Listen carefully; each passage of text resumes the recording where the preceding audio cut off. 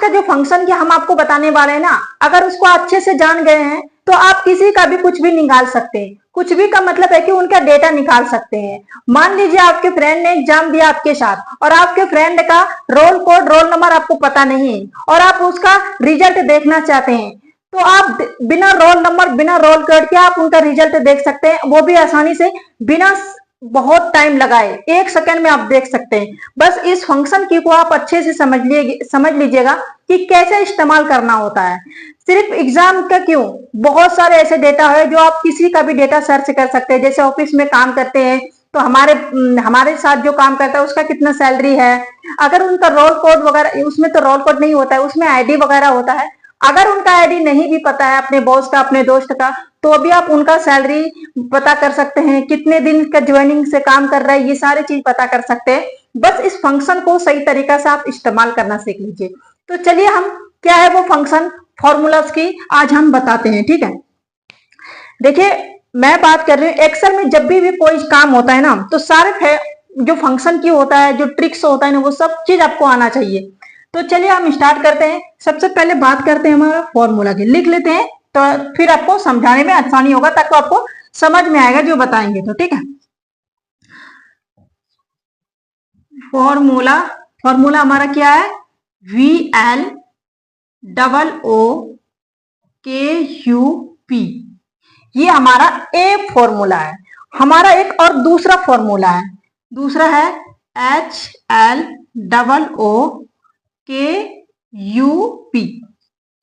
अब इस फॉर्मूला में आप देखिएगा कि जो हमारा ये ऊपर का 5 लेटर है और ये जो 5 लेटर है, ये कॉमन है, बिल्कुल सेम है, ठीक है, एकदम सेम है। लेकिन ये दोनों में अंतर है, इसमें VL है और ये भी सेम है, ठीक है, LL भी सेम है, ठीक है, लेकिन इसमें VL है और इसमें HL है, यानी V और H का अंतर है। यहीं पे सारा खेल है। एक हम आपको चार्ट बना के दिखाते हैं जैसे एक्सेल में होता है। मान लीजिए ये आपका स्टूडेंट का, ठीक है, मान लीजिए ये हमारा नाम, स्टूडेंट नाम, ठीक है। आपको समझने में आसानी होगा इसीलिए मैं आपको समझाने की कोशिश कर रही हूँ, ठीक है। दूसरा हमारा क्या है, सब्जेक्ट, ठीक है। उसके बाद हमारा आता है मार्क, यानी नंबर्स, ठीक है। अब स्टूडेंट में कुछ भी लिख लीजिए, जैसे हमारा रोहन, ठीक है, सॉरी,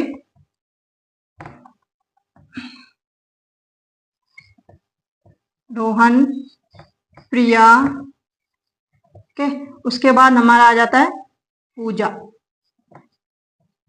अब दूसरा बात करते हैं कि इसका जो इंग्लिश है, यहाँ पे सब्जेक्ट है उनका इंग्लिश है, ठीक है, इनका मैथ है, इसका हिंदी है, तो इनका परसेंट कितना नंबर इसमें आया, 85, ठीक। उसके बाद आता है हमारा 45, उसके बाद आता है हमारा 40, ठीक। अब एक और चार्ट बनाते हैं, ये हमारा एक फॉर्मूला के लिए है, एक और चार्ट बनाते हैं ताकि दूसरा फॉर्मूला को हम यूटिलाइज करके आपको बता सकें। अब दूसरा में आपको क्या करना है, यहाँ पे स्टूडेंट डालना है,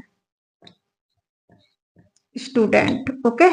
उसके बाद आता है हमारा, यहाँ पे आता है सब्जेक्ट, फिर आता है हमारा मार्क। अब यहाँ पे स्टूडेंट के बगल में नाम, ठीक है, यानी हमारा नाम क्या गया है, रोहन, उसके बाद हमारा प्रिया, ठीक है, प्रिया, फिर आता है हमारा पूजा, ठीक है, जगह नहीं है इसीलिए पूजा है, ठीक है। अब हम बात करते हैं कि इनका कितना कितना नंबर है, ठीक। तो रोहन का 85, ठीक है, उसके बाद प्रिया का 45, फिर उसके बाद पूजा का 40, ओके। अब स्टूडेंट्स की बात करते हैं, ठीक। सब्जेक्ट की बात करते हैं, सब्जेक्ट में देखिए क्या है, इंग्लिश, उसके बाद आता है हमारा मैथ, उसके बाद आता है हिंदी, ठीक। तो आप जो ये मार्क लिखे हैं ना यहाँ पे यहाँ पे स्पेस नहीं था, इसको छोड़ दीजिए, यहाँ पे जो मैंने जगह दिया है ना, यहाँ पे लिख लीजिए 85, ठीक। उसके बाद आता है 45, उसके बाद 40, ठीक।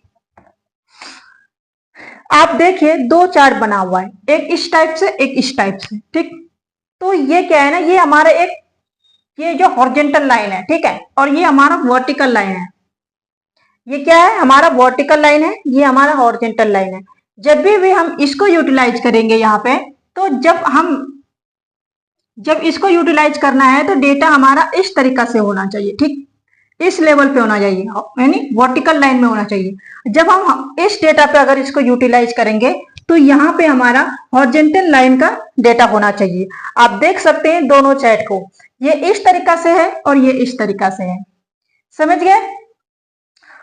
अब यहाँ पे कैसे आप कर सकते हैं, जैसे कि मान लीजिए किसी का नाम सिर्फ हो, ठीक है, मान लीजिए इनका सिर्फ रोहन का नाम आपको पता हो, रोल नंबर नहीं पता है, ठीक, तो आप जैसे ये फॉर्मूला आप यूज करेंगे, ठीक है, ये फॉर्मूला जब यूज करेंगे और यहाँ पे अपना जैसे यहाँ पे कंडीशन लगता है, फॉर्मूला क्या रहता है, यहाँ पे आज देख लीजिए HL, ठीक है, तो नेम या कॉलम, ठीक है, जो भी कॉलम है हमारा, तो वो कॉलम डालना है, जैसे कि हमारा B2 है, ठीक है, से C4 तक या C3 तक, ठीक है, क्योंकि 3 लोग हैं तो 3 मान लेते हैं, तो ये डालना है, ठीक, और उसके बाद नाम डाल देना है, जैसे रोहन है,